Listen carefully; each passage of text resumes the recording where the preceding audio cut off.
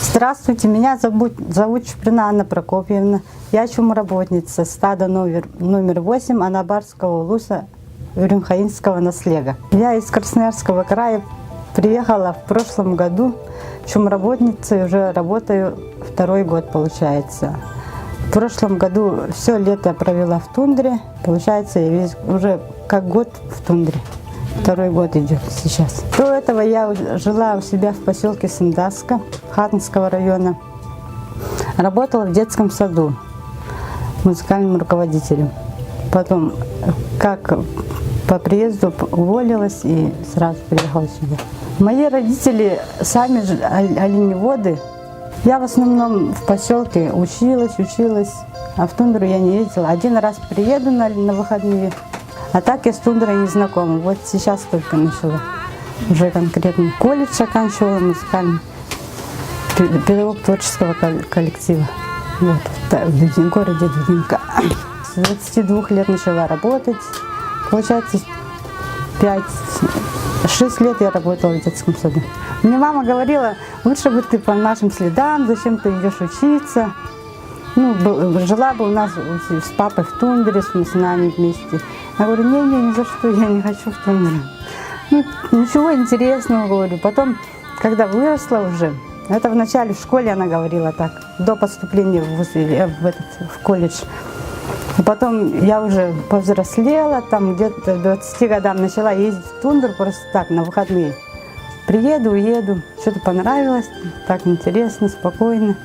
С мужем познакомились в Сындаск, когда он приезжал вместе с братом. По характеру он мне понравился. Нравится то, что он слушается меня, добрый,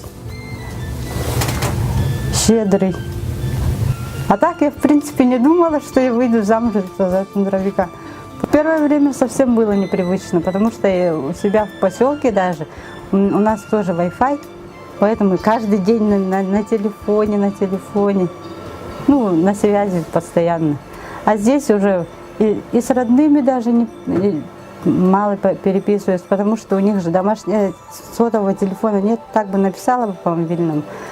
А так, когда интернет придет, напишу. Поэтому было сложно. Я в первый раз, когда вот прошлым летом, первый раз же для меня все это было. Сложно было. Когда аргишели, было сложно для меня. Аргиш — это с места на место-то кочеваем. Когда кочеваем? Кочуем. Вот это сложное. Долго олени ловят, например. Еще чем сложно. Ну, как-то морально все равно было для меня сложно это. По работе я-то ничем, ну, только чисто домом занимаюсь, поэтому там никаких сложностей. В этом году я уже, да, как бы уже своя в своем деле. А в прошлом году новичок была. А здесь спокойно, сама по себе, занимаешься чем хочешь. И вот, например, я вышиваю бисером, учусь шить из оленей, меха, там, вещи. Недавно шила себе унтайки. Мама мужа показывала, как шить, учила держать наперсток, разделывать шкуры.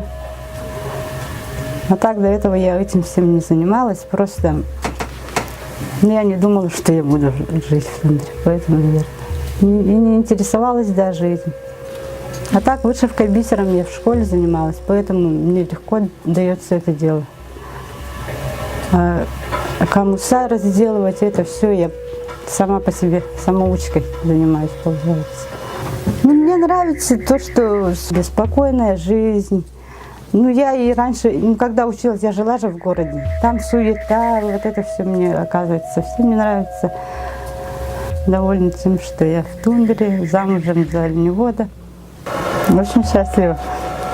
Что мне нужно для счастья? Любимый человек, рядом все.